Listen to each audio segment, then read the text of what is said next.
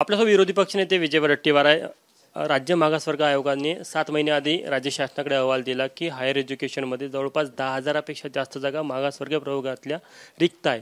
अजूनही या संदर्भात राज्य सरकारने कोणता निर्णय घेतलेला नाही। एकीकडे राज्य सरकार म्हणते की आम्ही मागास प्रवर्ग असेल ओबीसी असेल यांच्या आरक्षणाला धक्का लागू देणार नाही, दुसरीकडे जागा पदभरती करत नाही। सरकारची कुठेतरी दुटप्पी भूमिका पाहायला मिळते। हे बघा, एक सरकारचे खायचे दात वेगळे आणि दाखवायचे वेगळे आहेत। यांना ओबीसी बीबीसीशी काही देणं घेणं नाही।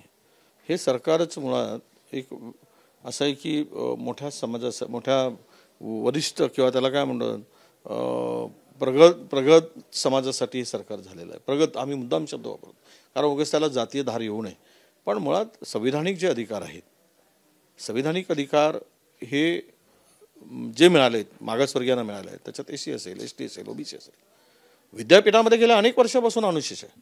विद्यापीठातल्या कुठल्याही जागा भरत असताना त्यामध्ये महिलांसाठी तर अजिबात आरक्षण नाही, अजूनही नाही, परंतु या कॅटेगरीच्या जागा भरत असताना त्यांच्याकडे कुठल्याही विद्यापीठांच्याकडे बिंदू नामावली तयार झाली नाही आणि हा अनुशेष वाढत गेला, सोयीचं काम होत गेलं।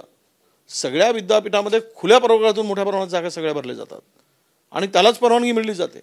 मग काय करायचं?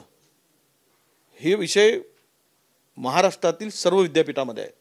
म्हणजे महाराष्ट्रातल्या विद्यापीठांना आरक्षण लागू नाही आणि आरक्षणाला मानत नाही, हा प्रश्न आहे का? खरी ही हा प्रश्न निर्माण होतो आहे। म्हणून मला असं वाटतं की हा प्रश्न फार मोठा आहे, मागासवर्गीयावर अन्याय करणार आहे, एससी एसटी ओबीसीवर, आणि एवढा मोठा अनुशेष आहे। हा अनुशेष भरण्यासाठी आम्ही लक्षवेधी लावू, सरकारला याचं उत्तर द्यावं लागेल। विशिष्ट कालावधीमध्ये ही सर्व पदं त्यांना भरावी लागतील, कारण नाही भरला तर हा मागासवर्गीयावरचा मोठा अन्याय ठरेल। सरकारची भूमिका ही दुपट्टी भूमिका आहे। मी सांगितलं आहे, पूर्वी आम्ही काही काळासाठी मंत्री होतो, त्यापूर्वी भारतीय जनता पक्षाचं सरकार होतं। कॅटेगरीच्या लोकांचं आरक्षण 50%मध्ये 50%पर्यंत असायचं, पण ओपनच्या ठिकाणी मात्र ओपन टू ऑल होतं। तर ओपन टू ऑल असताना सरकारने परत आम्ही तो जी आर बदलो, म्हणजे मी ओपन टू ऑल होतं, परंतु मधामध्ये भारतीय जनता पक्षाचं सरकार आलं, त्यांनी only category to category open to open असा निर्णय घेतला। मी त्यामध्ये जो या जी आर बदलला होता आणि ओपनमध्ये सुद्धा कॅटेगरीच्या लोकांना मेरिटवर सिलेक्शन व्हावं आणि मग उरलेल्या जागा त्या संवर्गातून भरल्या जाव्यात, त्या कॅटेगरीतून भरल्या जाव्यात, हा निर्णय घेतला। आत्ताच्या सरकारने तो पुन्हा जी आर बदलला, त्यामुळे ओबीसीच्या लोकांवर प्रचंड अन्याय होतो। यामुळे तो जी आर बदलून हे सांगितलं की कॅटेगरी टू कॅटेगरी, आणि खरं तर ओपन टू ऑल यासाठी पाहिजे, मेरिटवर जर कुठल्याही कॅटेगरीतला मुलगा आला तरी त्याचं ओपनमध्ये सिलेक्शन व्हायला पाहिजे। पण आज तुम्ही 80% लोकांना 50%मध्ये गुंडाळताय आणि 10% 20% लोकांना तुम्ही 50%वरचं आरक्षण देताय। म्हणजे 20% लोकांना 50% आरक्षण आणि 80% लोकांना 50% आरक्षण। तुम्ही म्हटलं की खुल्या अन्याय आहे, हा अन्याय निश्चित दूर झाला पाहिजे। या सरकारने ते केलेलं आहे, आत्ताच्या सरकारने केलं आहे। म्हणजे सरकार ओबीसीच्या हाताचं आहे।